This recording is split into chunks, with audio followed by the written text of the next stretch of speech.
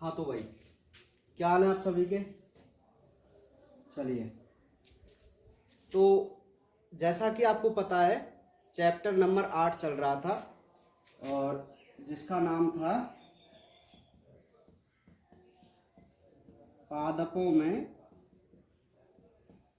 खनिज पोषण। ठीक है भाई। अच्छा, मैं आपको एक बात और बता दूं कि गलती से चैप्टर नंबर 7 की जो पीडीएफ है ना, तो उसमें एक पेज रह गया है सक्रिय पोटेशियम आयन स्थानांतरण का। ठीक है, तो आज मैं उसको डाल दूंगा ग्रुप पर या व्हाट्सएप पे, तो आप उसको दोबारा से डाउनलोड कर लेना। मेरी बात समझ में आ रही है। चैप्टर नंबर 7 में जो पीडीएफ है उसमें एक पृष्ठ रह गया है और उस पृष्ठ में सक्रिय पोटेशियम आयन स्थानांतरण की थ्योरी है, तो आप उसको दोबारा से डाउनलोड कर लेना। ठीक है भाई। हाँ, चलिए, तो पादपों में खनिज पोषण जो चल रहा था, और कल हमने यहाँ पर इम्पोर्टेंट बात क्या देखी। इम्पोर्टेंट बात यही देखी हमने कि भाई, एक तो हमने बात की थी पादप भस्म विश्लेषण के बारे में।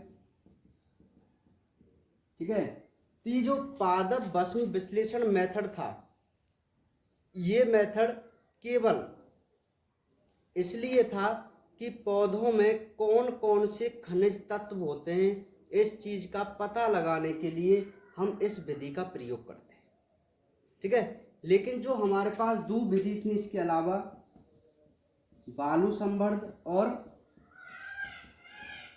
जल संवर्ध, ये जो दो विधि हैं, बालू संवर्ध और जल संवर्ध वाली, इन विधियों का प्रयोग हम खनिज तत्वों की अनिवार्यता का निर्धारण करने के लिए करते हैं। आखिर हमें इन दोनों विधियों से ये पता चलता है कि वास्तव में क्यों जरूरी है खनिज तत्व।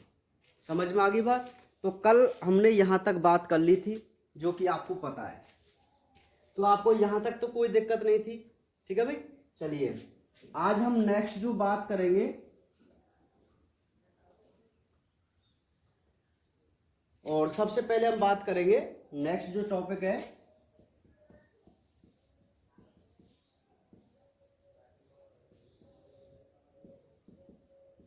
खनिज तत्व का निर्धारण, या मैं कहूं डायरेक्ट एक छोटी सी बात मैं बता दूं आपको, आवश्यक खनिज तत्व। ठीक है, क्या है? आवश्यक खनिज तत्व। अर्थात इस टॉपिक में हम इस चीज का अध्ययन करेंगे कि भाई, प्लांटों को जो खनिज तत्व चाहिए होते हैं, वो कौन कौन से खनिज तत्व चाहिए होते हैं। नहीं आई बात समझ में? वो क्या कहता है, मैं आपको बता दूं कि 105 तत्वों में से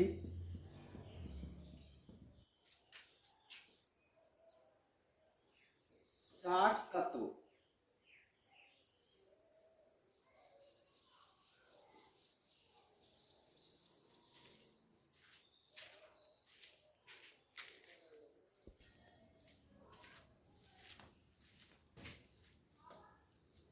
तो यहाँ तक हमने बात कर ली थी।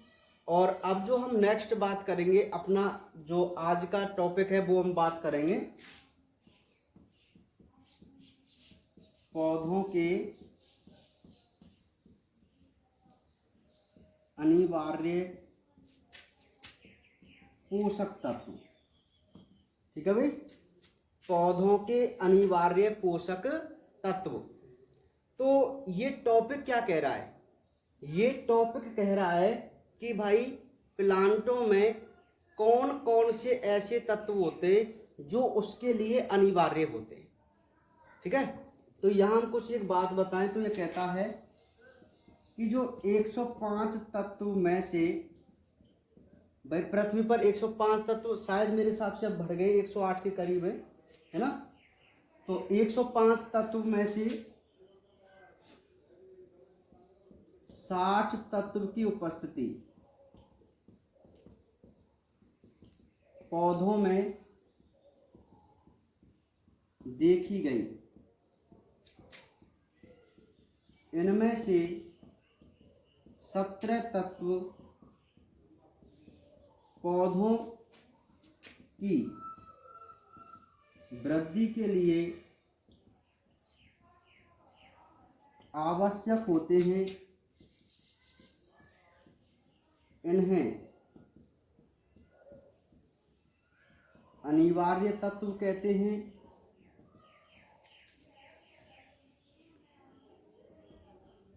बाकी सभी को अनिवार्य तत्व कहते हैं। देखो, आपको इनकी थ्योरी से कोई ज़्यादा मतलब नहीं है, मैं आपको बता दूं। आपको केवल एक मोस्ट बात अपने दिमाग में यहाँ से रखनी है। वो क्या रखनी है कि भाई हमारा टॉपिक है कि पौधों के अनिवार्य पोषक तत्व।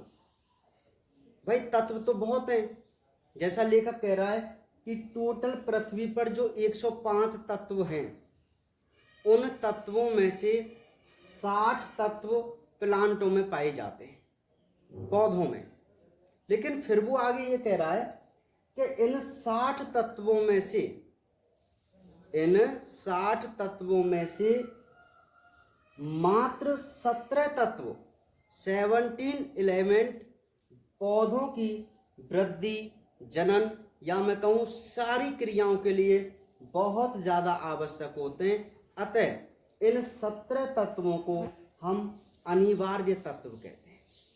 क्या कहते हैं? अनिवार्य तत्व।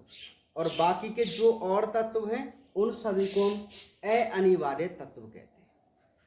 नहीं आई बात समझ में? दिमाग में इतनी सी बात हमको पता चला इस थ्योरी से कि भाई टोटल 60 तत्व प्लांटों में होते हैं, जिनमें से मात्र 17 तत्व क्या हैं? अनिवार्य तत्व हैं। ठीक है, इतना सा आपको याद रखना है केवल। क्या भाई आपसे पूछे कि पौधों के अनिवार्य तत्व की संख्या कितनी है, तो आपको फटाफट बता देना है 17 तत्व। यानी कि 17 तत्व ऐसे होते हैं जो पौधों के सभी क्रियाओं के लिए बहुत ही आवश्यक होते हैं। अर्थात यदि वो तत्व नहीं हुए तो एक जो प्लांट है वो कंप्लीट डेवलप नहीं हो पाएगा। ठीक है, तो आपको यहाँ से एक बात याद रखनी है केवल कि मात्र 17 तत्व पौधों के लिए कैसे हैं? अनिवार्य तत्व है। ठीक है, क्लियर है यहाँ से बात? चलिए नेक्स्ट, अब यहीं पर वो ये कहता है, बात को जरा ध्यान से समझना। यहाँ से एक क्वेश्चन बनता है। उसने ये कहा कि भाई पौधों में जो 17 एलिमेंट्स हैं जो कि बहुत आवश्यक हैं, कोई ऐसे प्रूफ या मैं कहूँ कोई ऐसे कारण होंगे जिन वजह से उनको हमने अनिवार्य तत्व माना। भाई 60 तत्वों में से मात्र 17 तत्वों को हमने सेलेक्ट किया, तो वो 17 तत्व सेलेक्ट क्यों किए गए? इसके पीछे कुछ ना कोई कारण होगा। ठीक है, तो वही कारण हम जानने की कोशिश करेंगे। तो इन्होंने एक छोटा सा पॉइंट लिखा। एक पॉइंट क्या लिखा कि तत्वों की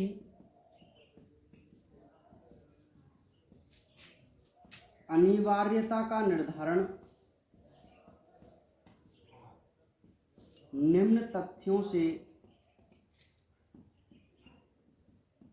किया जाता है। ठीक है, ये लाइन है और ये क्वेश्चन भी है। अब आप जानते हैं कि यहां से क्वेश्चन वो कैसे बना सकता है। वो आपसे पूछेगा कि पौधों में तत्वों की अनिवार्यता का निर्धारण, पौधों में तत्वों की अनिवार्यता का निर्धारण किस प्रकार किया गया है या किस प्रकार किया जाता है। ठीक है, समझ में आ गई बात? तो हमारा टॉपिक ये रहेगा कि भाई जो वैज्ञानिकों ने 17 तत्व अनिवार्य माने हैं, उन तत्वों की क्या विशेषता थी, अर्थात क्यों उनको सेलेक्ट किया। ठीक है ना? आखिर क्या ऐसे प्रूफ होंगे, क्या ऐसी बातें रही होंगी, क्या उनमें ऐसी विशेषता रही होगी जिस वजह से उनको हम अनिवार्य तत्व माने। ये एक सिंपल सी बात मैं आपको बता दूं, उन्होंने ये कहा कि हमारे पास कुछ तथ्य हैं, कुछ बातें हैं, यदि कोई तत्व इन बातों को पूरा करता है तो हम उसको अनिवार्य तत्व मानेंगे। ठीक है, तो वो बातें अपनी बता रहे हैं कि उन्होंने क्या बातें रखी इसकी। तो सबसे पहली बात है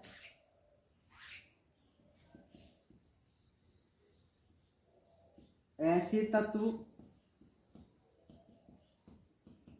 जिनके बिना पौधे जनन व वृद्धि नहीं कर सकें, या मैं कहूं वृद्धि के लिए अपरिहार्य होते हैं। इनके अभाव में ये अपना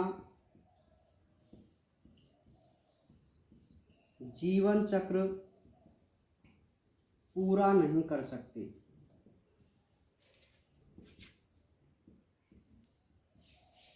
तत्वों की अनिवार्यता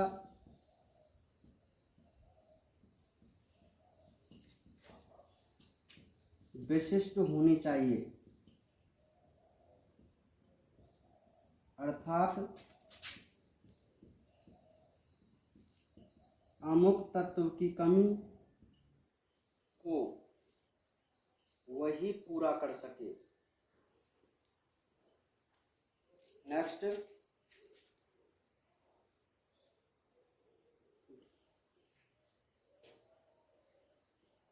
तत्व पौधे की उपापचय क्रिया से संबंधित होने चाहिए।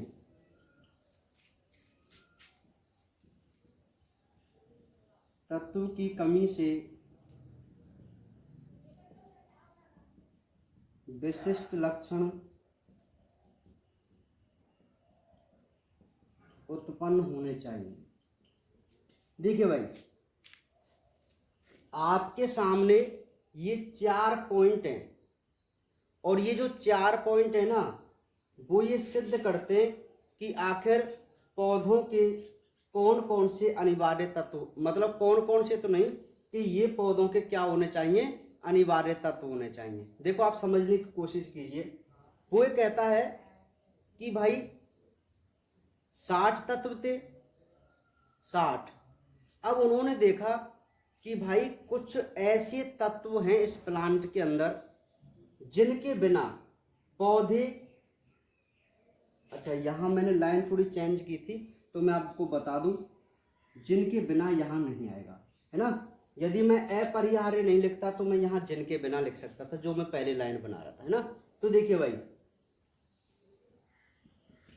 ऐसे तत्व जो पौधे के जनन और वृद्धि के लिए अपरिहार्य होते हैं, अर्थात वह तत्व जो पौधों में जनन की प्रक्रिया और ग्रोथ की प्रक्रिया करवाने के लिए रेस्पॉन्सिबल होते हैं, और उनका अभाव यदि हो जाए तो उन पौधों का क्या नहीं चल पाएगा, जीवन चक्र नहीं चल पाएगा। आप मेरी बात को नहीं समझ रहे। देखो, टोटल 60 तत्व थे। कितने थे? 60। अब वैज्ञानिकों ने इन तत्वों पर रिसर्च किया और उन्होंने कहा कि भाई 60 तत्व तो टोटल हैं, लेकिन इनमें से 17 तत्व ऐसे हैं जो पौधों के लिए वास्तव में ही अनिवार्य हैं, अर्थात यदि ये तत्व नहीं हो तो पौधों में कोई ना कोई कमी जरूर नजर आएगी। ठीक है, अब उन्होंने निर्धारण किस आधार पर किया अनिवार्य तत्वों का, ये हम देख रहे थे। तो उन्होंने सबसे पहली बात बताई कि भाई वह तत्व, इन 60 में से कुछ ऐसे तत्व थे जो पौधे के जनन और वृद्धि के लिए आवश्यक थे। ठीक है, यदि ये तत्व की कमी हो जाए इनमें तो पौधे अपना क्या नहीं चला पाएंगे, जीवन चक्र कंप्लीट नहीं कर पाएंगे। तो आप मुझे बताइए, उन तत्वों को आप अनिवार्य तत्व नहीं मानेंगे? भाई जिस तत्व की कमी से पौधे अपना जीवन चक्र ही नहीं चला पा रहे, तो हम उनको अनिवार्य तत्व नहीं बोलेंगे क्या? ठीक है, तो ये पहली बात थी। आपको बताना है कि भाई ऐसे तत्व जो पौधे की जनन और वृद्धि के लिए आवश्यक हों, अर्थात जिनके बिना पौधे अपना जीवन चक्र ही नहीं पूरा कर पाए, उन तत्वों को हम क्या मानेंगे, अनिवार्य तत्व मानेंगे। ठीक है, बात समझ में आ गई पहली। सेकंड बात है कि भाई तत्वों की अनिवार्यता, या मैं कहूं तत्वों का कार्य विशिष्ट होना चाहिए। विशिष्ट कैसे? कि यदि उस तत्व की कमी हो जाए, या मैं कहूं उस तत्व के कार्य को केवल वही तत्व कर सके और कोई दूसरा उसके कार्य को नहीं करे। मेरी बात को समझो कि मान लीजिए कैल्शियम है और वो कोई प्लांट के लिए कार्य कर रहा है, तो उस कार्य को केवल कैल्शियम ही करे और कोई नहीं कर पाए, तो ऐसे तत्वों को भी हम किस कैटेगरी में रखेंगे, अनिवार्य तत्व की कैटेगरी में रखेंगे। नहीं आई बात समझ में? वो ये कहता है कि भाई जिन तत्वों की अनिवार्यता यहाँ पर विशिष्ट थी प्लांटों में, जिसकी कमी को केवल वही पूरा कर सकते हैं, तो उन तत्वों को भी हम किस कैटेगरी में रखेंगे, अनिवार्य तत्व की कैटेगरी में रखेंगे। ठीक है, नेक्स्ट उसने कहा कि वे तत्व जो पौधे की उपापचय क्रिया में भाग लेते हैं, मेटाबॉलिक रिएक्शन, और मैं आपको बता दूं मेटाबॉलिक रिएक्शन ही हर प्राणी की सबसे इंपॉर्टेंट रिएक्शन होती है, क्योंकि उसमें ऊर्जा बनती है, और यदि ऊर्जा नहीं बनेगी तो प्राणी का जो शरीर है वो कार्य नहीं कर पाएगा। ठीक है, तो ऐसे तत्व जो पौधे की उपापचय क्रिया से रिलेटेड थे, उन तत्वों को भी हम क्या मानेंगे, अनिवार्य तत्व मानेंगे। ठीक है, और लास्ट में कि उस तत्व की यदि कमी हो जाए, कोई तत्व है यदि उसकी कमी हो जाए, तो उस प्लांट में कोई विशिष्ट लक्षण उत्पन्न होने चाहिए। यदि उसकी कमी से कोई विशिष्ट लक्षण उत्पन्न नहीं हुआ, तो हम उसको अनिवार्य तत्व नहीं मानेंगे, हम उसको अनिवार्य तत्व मानेंगे जिसकी कमी से विशिष्ट लक्षण उत्पन्न हो। ठीक है भाई, तो ये हमारे पास 4 ऐसे तथ्य थे जिनसे हमने अनिवार्य तत्वों का क्या किया, निर्धारण किया। आपके दिमाग में बात ये सेट होनी चाहिए कि भाई ऐसे तत्व जो जनन और वृद्धि के लिए आवश्यक होते हैं, जिनके कार्य विशिष्ट होते हैं, है ना, जो उपापचय क्रिया से संबंधित होते हैं और उनकी कमी से कोई विशिष्ट लक्षण उत्पन्न हो, तो ऐसे सभी तत्वों को हम क्या मानते हैं, अनिवार्य तत्व मानते हैं। ठीक है, तो इन तथ्यों के आधार पर वैज्ञानिकों ने 60 में से केवल 17 तत्वों को सेलेक्ट किया। समझ में आ गई बात? ठीक है, तो यहां तक आपको कोई दिक्कत नहीं इस टॉपिक में?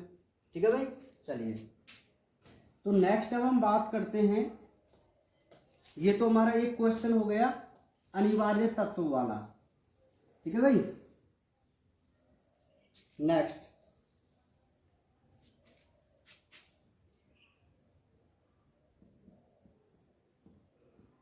बृहत पोषक तत्व।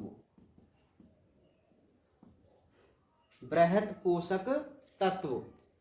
अब अच्छा मैं आपको बताऊं कि जो हमारे मिनरल्स थे, खनिज पोषण थे, उनको आवश्यकता के आधार पर, या मैं कहूं उनको उपस्थिति के आधार पर 2 भागों में बांटा गया। एक तो थे बृहत पोषक तत्व और एक थे सूक्ष्म पोषक तत्व। बात को ध्यान से समझो, हमारा पूरा ही चैप्टर न्यूट्रिशन या मैं कहूं मिनरल्स के ऊपर है, खनिज पोषक तत्वों के ऊपर है। तो अब वो ये कह रहा है आगे कि भाई प्लांटों में जो मिनरल्स होते हैं, वो उनकी उपस्थिति के आधार पर, कि भाई प्लांट में ये मिनरल्स इतनी मात्रा में, प्लांट में ये मिनरल्स इतनी मात्रा में, तो उनकी मात्रा के आधार पर सभी मिनरल्स को यानी कि जो 17 अनिवार्य मिनरल्स थे उन्हीं को केवल, तो उनको हमने दो भागों में बांटा। कौन कौन से?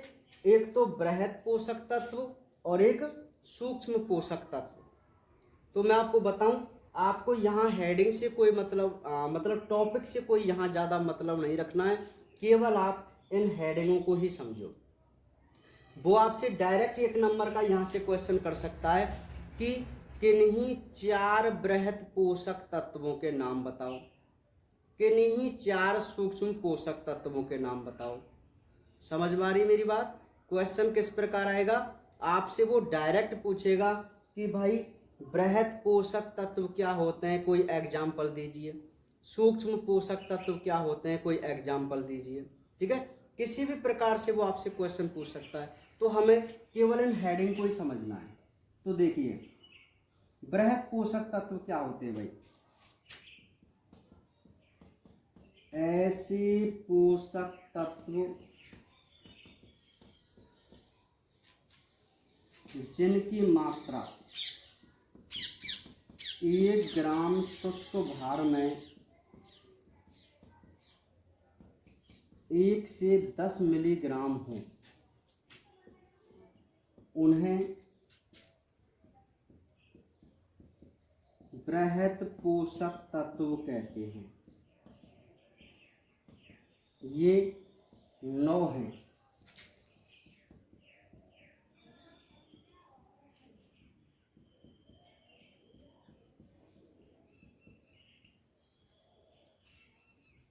ठीक है, ध्यान से समझिए भाई। बृहद पोषक तत्व क्या है? बृहद पोषक तत्व। तो आपको डायरेक्ट ही इसी हेडिंग पे याद ध्यान देना है कि भाई बृहद पोषक तत्व क्या होते हैं। तो वो ये कहता है कि भाई टोटल अनिवार्य तत्व कितने थे? 17। अब वो कहता है कि ऐसे पोषक तत्व जिनकी मात्रा 1 ग्राम शुष्क भार में, भाई हमने एक प्लांट लिया, ताज़ा पौधा लिया और उसका हमने शुष्क भार ज्ञात किया और उस शुष्क भार का वजन था 1 ग्राम। मेरी बात समझो, पौधे के 1 ग्राम शुष्क भार में, अब आप शुष्क भार जानते ना कैसे निकालते हैं, कि पौधे को 70 से 80 डिग्री सेल्सियस पर ओवन में रखते हैं, जिससे उसके वाष्पशील जो पदार्थ हैं वो उड़ जाते हैं और जो सूखा पदार्थ बचता है उसे हम उसका शुष्क भार कहते हैं। ठीक है, समझ में आ गई बात? तो आप बताओ, 1 ग्राम शुष्क भार लिया आपने पौधे का, और यदि उस शुष्क भार में 1 से 10 मिलीग्राम पोषक तत्व पाए गए, नहीं आ रही बात समझ में? 1 ग्राम शुष्क भार में यदि 5 मिलीग्राम, मैं लिख दिया, टोटल 110 मान लेते हैं, रेंज है, तो 1 से अधिक कोई तत्व पाया जाए तो उन्हीं तत्वों को हम बृहद पोषक तत्व बोलेंगे। ठीक है, इनको हम प्रधान या गुरु तत्व भी बोलते हैं। जैसे वो कहता है कि 9 ऐसे तत्व हैं जो पौधे में ज्यादा मात्रा में पाए जाते हैं। अरे देसी भाषा में आपसे कहूं कि भाई ऐसे तत्व जो ज्यादा मात्रा में पाए जाते हैं और कुछ ऐसे तत्व जो कम मात्रा में पाए जाते हैं, बस वही बृहद और सूक्ष्म है। अब आपको ये ध्यान देना है कि कौन कौन से ऐसे तत्व हैं जो ज्यादा मात्रा में होते हैं प्लांट में। ठीक है, तो उनकी संख्या है 9। कौन कौन से? Carbon, hydrogen, oxygen, nitrogen, phosphorus, potassium, sulphur, calcium और मैग्नीशियम। ये 9 ऐसे तत्व हैं भाई, 17 अनिवार्य तत्व हैं, उनमें से 9 ऐसे तत्व हैं जो प्लांट में ज्यादा मात्रा में पाए जाते हैं। कितनी मात्रा में? कि 1 ग्राम शुष्क भार में 1 से 10 मिलीग्राम के बीच इनकी उपस्थिति देखी गई, तो इन्हीं तत्वों को हम बृहद पोषक तत्व कहते हैं। तो बहुत सिंपल है, इसको समझना, तो कोई ज़्यादा खास बड़ी बात नहीं है, रामायण वाली बात भी नहीं है। ठीक है, तो कर लेंगे ना आप इसको। चलिए, तो नेक्स्ट अब हम बात करते हैं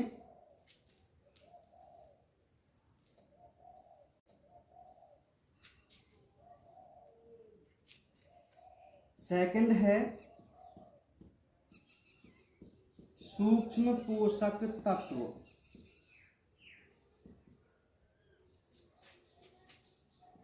तो ऐसे तत्व जिनकी मात्रा 1 ग्राम शुष्क भार में 1 मिलीग्राम से कम हो,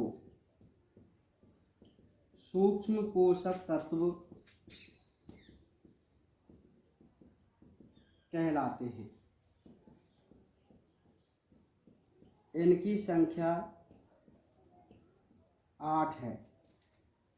तो सबसे पहला है iron, boron, manganese, copper, zinc, molybdenum, chlorine और निकेल। ठीक है, 2 4 6 8। तो मैं आपको बता दूं कि भाई पहले हमने देखा बृहद पोषक तत्व। तो हमको पता है बृहद पोषक तत्व क्या है। एक सिंपल सी आप अपने दिमाग में बात याद रखो कि भाई ऐसे तत्व जिनकी मात्रा 1 ग्राम शुष्क भार में 1 से 10 मिलीग्राम हो, उन्हें हम बृहद पोषक तत्व कहते हैं। और सूक्ष्म पोषक तत्व क्या होते हैं भाई? तो देखिए, ऐसे तत्व जिनकी मात्रा 1 ग्राम शुष्क भार में 1 मिलीग्राम से कम हो, कितनी हो?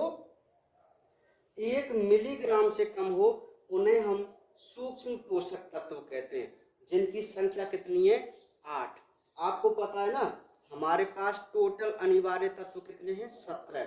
उनमें से 9 कौन से हैं जो ज्यादा मात्रा में पाए जाते हैं। अब वो कौन कौन से, वो आपको याद करना है। ठीक है, और ये हैं 8 जिनको हम सूक्ष्म पोषक तत्व कहते हैं। वो हैं iron, boron, manganese, copper, zinc, molybdenum, chlorine और निकेल। अर्थात ये जो 8 तत्व हैं, ये ऐसे तत्व हैं जिनकी मात्रा पौधे में 1 मिलीग्राम से कम होती है 1 ग्राम शुष्क भार में। ठीक है, अर्थात आप सीधी सी भाषा में आप समझ रहे हैं ना कि 9 तत्व तो ऐसे होते हैं जो ज्यादा मात्रा में होते हैं प्लांट में, तो उनको तुम बोल देंगे बृहद पोषक तत्व। और 8 तत्व ऐसे होते हैं जिनकी मात्रा कम होती है, तो हम उनको बोलेंगे सूक्ष्म पोषक तत्व। तो आपको बताओ यहाँ पर क्या दिक्कत है? ठीक है, तो कोई दिक्कत वाली बात नहीं है ना। आपको ये टॉपिक समझ में आ गया, बृहद पोषक तत्व और सूक्ष्म पोषक तत्व। देखो मैं आपको बताऊं, चैप्टर नंबर 8 से एक छोटा सा क्वेश्चन आता है, 1 नंबर वाला। और ये 1 नंबर वाला क्वेश्चन बहुत इंपॉर्टेंट आता है, कहीं से भी वो आपसे पूछ सकता है ना। तो आपको हर पॉइंट पर यहाँ ध्यान देना है। अभी जो मैं आपको बताऊं कि यहाँ से आपको ये क्वेश्चन मिल सकता है कि कौन से बृहद पोषक तत्व हैं और कौन से सूक्ष्म पोषक तत्व हैं। ठीक है, तो आप तत्वों को भी देखना।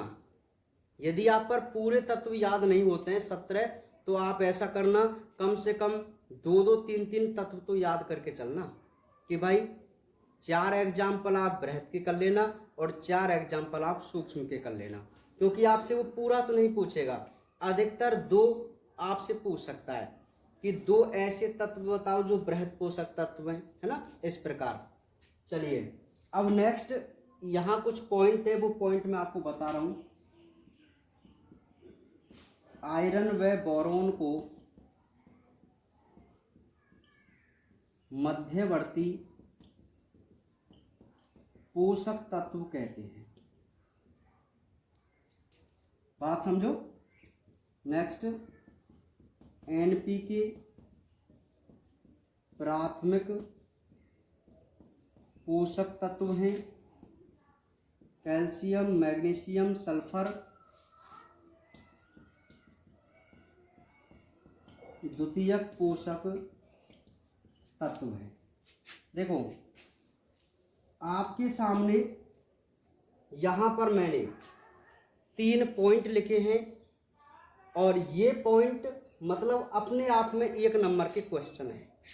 बिल्कुल हम क्रम से चल रहे हैं, किसी भी लाइन को नहीं छोड़ रहे, टॉपिक वाइज चल रहे। आपको नोट्स में हर चीज़ मिल जाएगी, ठीक है। हाँ देखिए भाई, तो आयरन और बोरोन को, हर पॉइंट आपको याद रखना है। वो कहता है कि आयरन और बोरोन को हम मध्यवर्ती पोषक तत्व कहते हैं।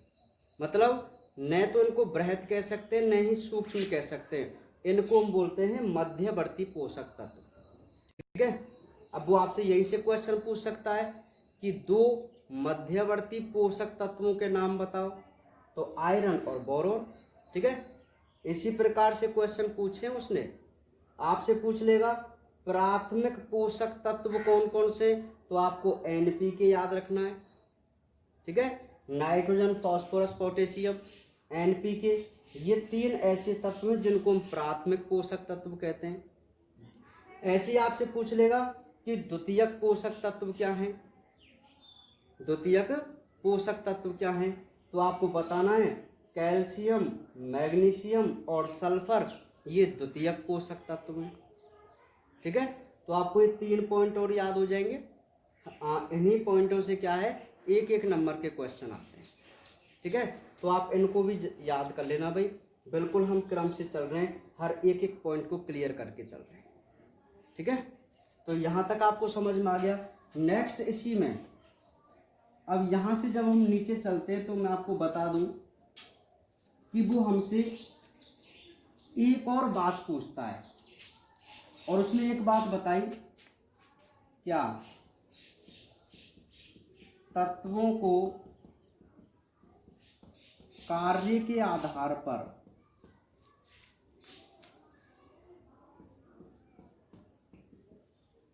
निम्न भागों में बांटा। देखिए अब वो ये कहता है, नेक्स्ट ये कहता है कि जो ये पोषक तत्व हैं, ये जो पोषक तत्व हैं, इनको कार्यों के आधार पर, भाई 17 पोषक तत्व हैं, तो इनके क्या क्या कार्य होते हैं, उन कार्यों के आधार पर भी हम इनको 4 प्रकारों में बांट सकते हैं। तो पहला जो प्रकार है वो है संरचनात्मक तत्व, ठीक है। कौन से तत्व, संरचनात्मक तत्व। तो क्या है संरचनात्मक तत्व, अभी आपको समझ में आ जाएगा। ऐसे तत्व जो पौधे के कार्बोहाइड्रेट, वसा, प्रोटीन के निर्माण में भाग लेते हैं, CHON, ठीक है। नेक्स्ट है ऊर्जा संबंधी तत्व या ऊर्जा तत्व, कुछ भी आप कह सकते हो ना। ऐसे तत्व जो ऊर्जा निर्माण से संबंधित हैं, जैसे ATP में फास्फोरस तथा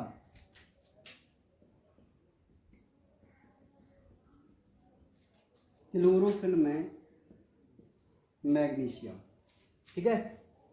देखिए भाई नेक्स्ट जो पॉइंट है वो ये कहता, उसने एक बात कह दी कि भाई हमारे पास जो आवश्यक अनिवार्य तत्व हैं, उन तत्वों के कुछ अलग अलग कार्य होते हैं और उन कार्यों की वजह से हम उनको 4 भागों में बांट सकते हैं तत्वों को।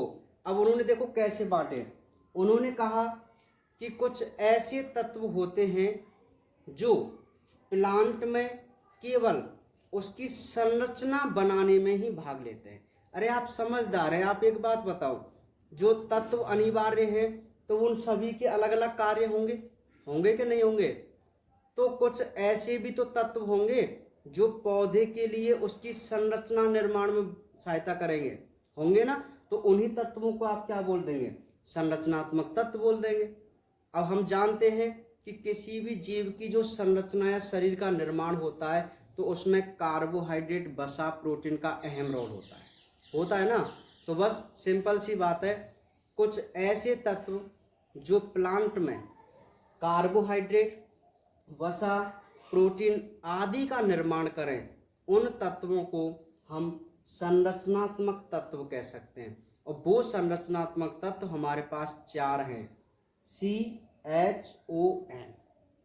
समझ में आ गई बात। अब वो आपसे यहीं से एक क्वेश्चन बना देगा कि 2 संरचनात्मक तत्वों के नाम लिखो, ऐसे पूछेगा आपसे वो डायरेक्ट। ये एग्जाम्पल हमें याद रखने, तत्व हमें याद रखने कि कौन सा तत्व किस रूप में है। नहीं आई मेरी बात समझ में आपको? अरे भाई वो आपसे जैसे पूछ लिया कि बृहद पोषक तत्व कौन से हैं, सूक्ष्म पोषक तत्व कौन से हैं, मध्यवर्ती पोषक तत्व कौन से हैं, प्राथमिक पोषक तत्व कौन से हैं, द्वितीयक पोषक तत्व कौन से हैं, संरचनात्मक पोषक तत्व कौन से हैं, तो बिल्कुल इसी प्रकार आपसे एग्जाम्पल पूछेगा। ठीक है, आपको थोड़ी मेहनत करनी पड़ेगी इस चैप्टर में। समझ में आ गई बात? हाँ, बहुत इंपॉर्टेंट चैप्टर है, 101% यहाँ से क्वेश्चन बनेगा इस चैप्टर से। तो आपको संरचनात्मक तत्व समझ में आ गया। क्या है संरचनात्मक तत्व? कि भाई ऐसे तत्व, सिंपल सी बात है, हेडिंग में ही सार छुपा हुआ है कि भाई सिंपल सी बात है, जो पौधे की संरचना बनाने में भाग लेंगे उनको हम संरचनात्मक बोलेंगे। जैसे कार्बन, हाइड्रोजन, ऑक्सीजन और नाइट्रोजन। ठीक है, सेम उसी प्रकार ऊर्जा संबंधी तत्व, पौधों में कुछ ऐसे भी तत्व होते हैं जो ऊर्जा का निर्माण करते हैं प्लांट में। भाई ये भी बहुत अच्छी बात है। तो अब ऐसा थोड़ी है कि कार्बन और हाइड्रोजन उसमें ऊर्जा बना दें, नहीं, ये तो केवल संरचना बनाएंगे। ऊर्जा बनाने के लिए अलग तत्व होंगे। तो वो कौन कौन से? एक तो फास्फोरस और एक मैग्नीशियम। याद रखना इन दोनों चीजों को, फास्फोरस और मैग्नीशियम 2 ऐसे तत्व हैं। फास्फोरस और मैग्नीशियम 2 ऐसे तत्व हैं जो प्लांट में ऊर्जा निर्माण के लिए आवश्यक होते हैं। ये जो मैं लाइन बोल रहा हूँ ना, शब्द बोल रहा हूँ, ये अपने आप में एक एक नंबर के क्वेश्चन है। ठीक है, तो यहाँ से आप 2 क्वेश्चन कर लेंगे, आपको कोई दिक्कत नहीं है ना। ये 4 तो संरचना बनाते हैं और ये फास्फोरस और मैग्नीशियम क्या बनाते हैं भैया? ऊर्जा का निर्माण करते हैं। ठीक है, आप चाहे तो इनका स्क्रीनशॉट या उतार सकते हैं इनको आराम से, कोई दिक्कत वाली बात नहीं है।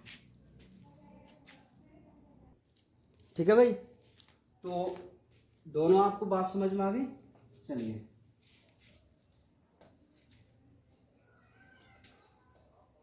थर्ड जो है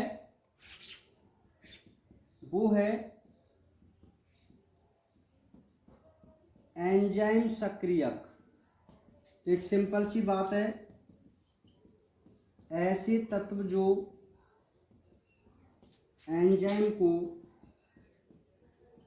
सक्रिय व निरोधक का कार्य करते हैं, जैसे मैग्नीज, मोलिब्डेनम,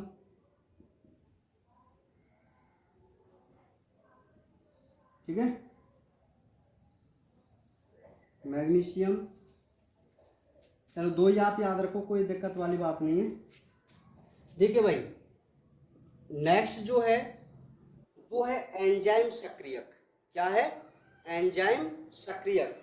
तो सिंपल सी बात है कि हमारे प्लांट के अंदर कुछ ऐसे भी मिनरल्स होंगे जो प्लांट के जो एंजाइम होते हैं उनको एक्टिवेट करें और उनको कंट्रोल करें, यानी कि स्टॉपेज करें।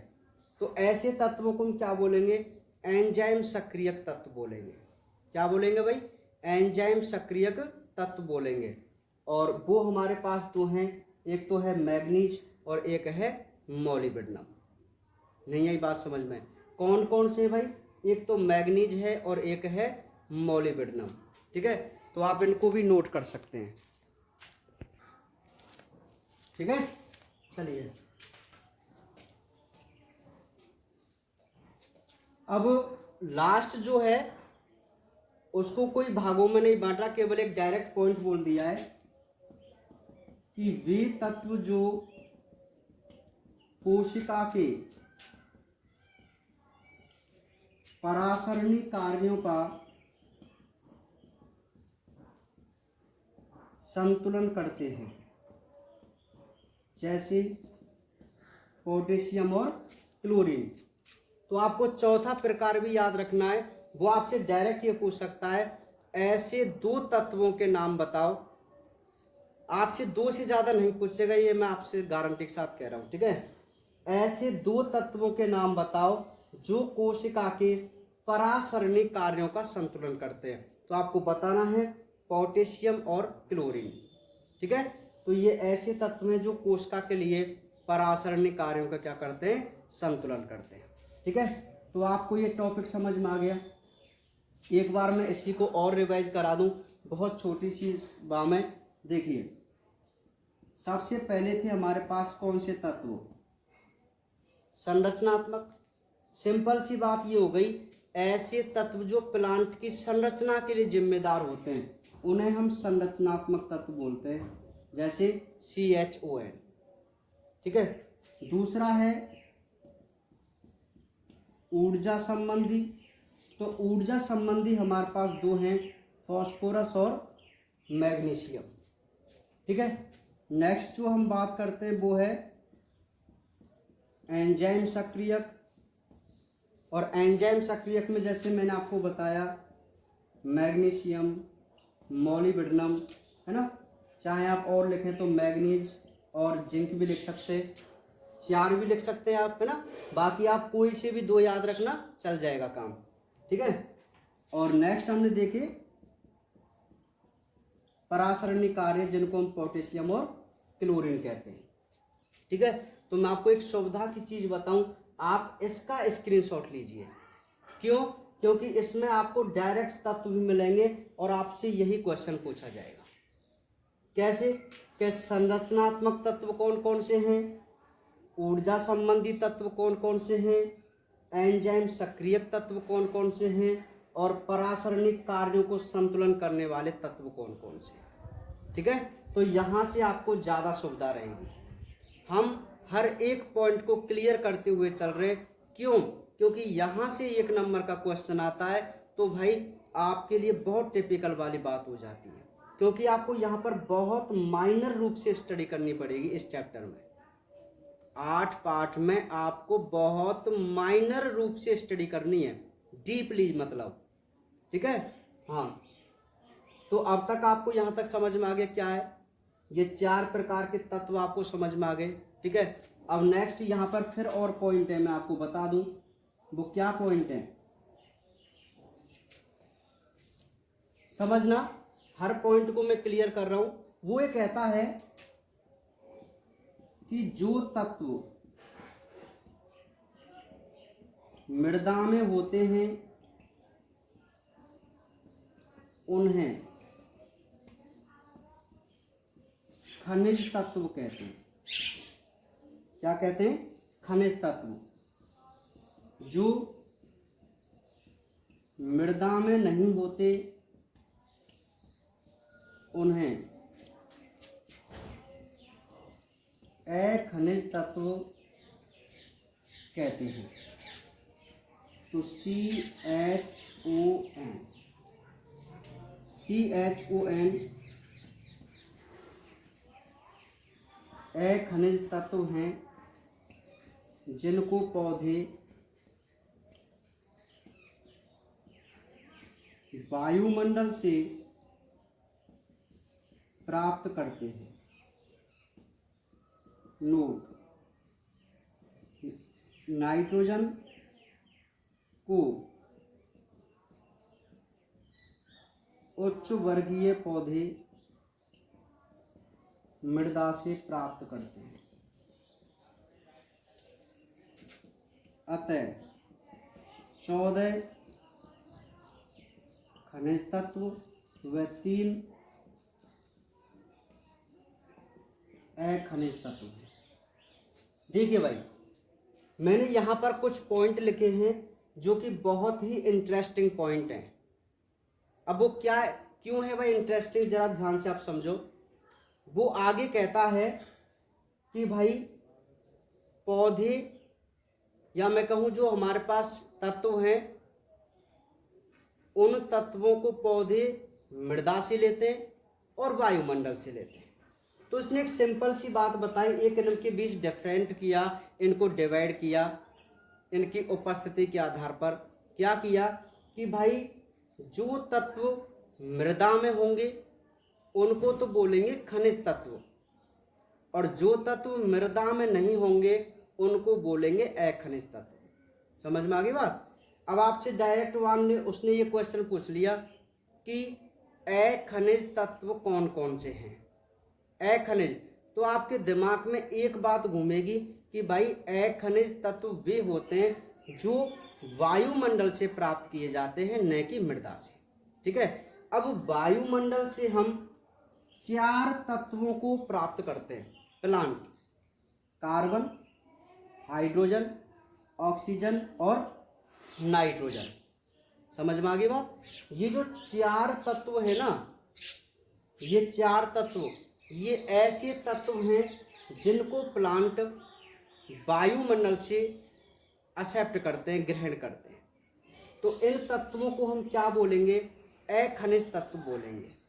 लेकिन फिर वैज्ञानिकों ने एक बात देखी, क्या कि भाई ये जो नाइट्रोजन है ना, नाइट्रोजन, इसको कुछ ही पौधे वायुमंडल से लेते, लेकिन अधिकतर जो उच्च वर्गीय पौधे होते हैं, एक क्रिया होती है नाइट्रोजन स्थिरीकरण की। आप जानते हैं 11वीं क्लास में शायद मैंने पढ़ाई है, क्या मुझे कन्फर्म नहीं है। तो लेकिन आप जानते हैं नाइट्रोजन के स्थिरीकरण को। तो कुछ जीवाणु वगैरह क्या करते हैं, वायुमंडल से नाइट्रोजन को, जैसे आपने राइजोबियम का नाम सुना है, तो वो क्या करते हैं, वायुमंडल से नाइट्रोजन को जमीन में लेकर आते हैं। ठीक है। अभी मैं आपको ज़्यादा डिटेल में नहीं बताऊंगा, क्योंकि हम नाइट्रोजन स्थिरीकरण को डिटेल पढ़ेंगे चैप्टर नंबर 12 में। ठीक है। हाँ, फिलहाल आप इतना समझो कि वायुमंडल से नाइट्रोजन को जमीन में ले लिया जाता है ना। तो जो उच्च वर्गीय पौधे होते हैं उस नाइट्रोजन को ये मिट्टी से ही प्राप्त करते हैं। तो भाई हालांकि नाइट्रोजन वैसे तो वायुमंडल से आता है तो खनिज तत्व, लेकिन उच्च वर्गीय पौधे इसको कहाँ से प्राप्त कर रहे हैं? मिट्टी से प्राप्त कर रहे हैं, इसलिए इसको हम खनिज तत्व की कैटेगरी में रखते हैं। तो अब देखिए, हमारे पास टोटल 17 अनिवार्य तत्व थे, तो उनमें से मात्र 3 तत्व कार्बन, हाइड्रोजन और ऑक्सीजन ही ऐसे होते, कार्बन, हाइड्रोजन, ऑक्सीजन ऐसे होते जिनको वायुमंडल से प्राप्त किया जाता है, और बाकी जो 14 तत्व हैं उन सभी को कहाँ से प्राप्त किया जाता है? मिट्टी से प्राप्त किया जाता है। ठीक है। तो इसलिए प्रकृति में 14 तत्व तो अखनिज हैं और 3 तत्व खनिज हैं। समझ में आ गई मेरी बात। ठीक है। और एक पॉइंट और मैं यहाँ लिख दूं कि CO2 से C व H2O से H प्राप्त करते हैं। जो पौधे होते हैं ना, वो वायुमंडल की कार्बन डाइऑक्साइड से कार्बन लेते हैं और जल से लेते हैं हाइड्रोजन। ठीक है भाई। तो ये हमारे बहुत इंपॉर्टेंट और पॉइंट है, आप इनको जरूर नोट कीजिए या इनका स्क्रीनशॉट लीजिए।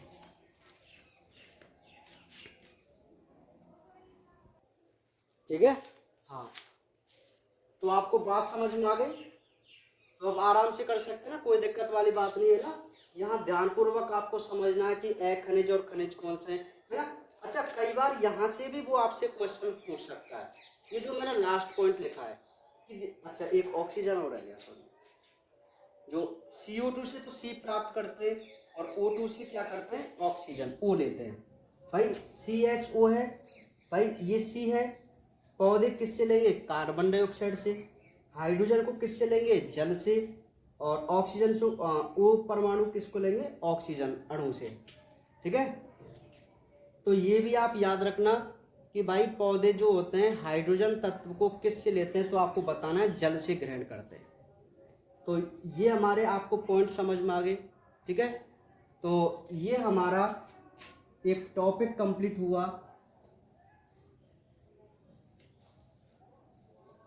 ठीक है भाई, अब यहां तक जो टॉपिक हुए हैं वो मैं आपको बताऊं, कुछ बेसिक नॉलेज पर टिके हुए हैं और ऐसे टॉपिक हैं जहां से एक एक नंबर के क्वेश्चन बनने के ज्यादा चांस होते हैं। अब हम कल से अपने जो ये खनिज तत्व हैं, ये जो खनिज तत्व हैं 17, इन 17 खनिज तत्वों का अध्ययन स्टार्ट करेंगे कि कौन से खनिज तत्व को पौधे किस रूप में लेते हैं, क्या उनका कार्य होता है, और यदि उनकी कमी हो जाए तो प्लांट में कौन से लक्षण दिखाई देते हैं। ये हम इम्पोर्टेंट रूप से कल एक सारणी, एक टेबल बनाकर अध्ययन करेंगे। ठीक है, तो आज आप इन छोटे छोटे माइनर क्वेश्चन को ध्यानपूर्वक समझना भाई, ढंग से समझने की कोशिश करना, हर लाइन को रिपीट कर करके पढ़ना, उनको याद करना, हर पॉइंट को कि कौन सा तत्व क्या है और कौन सा तत्व कैसा है, क्या काम करता है। ठीक है, बाकी मिलते हैं कल।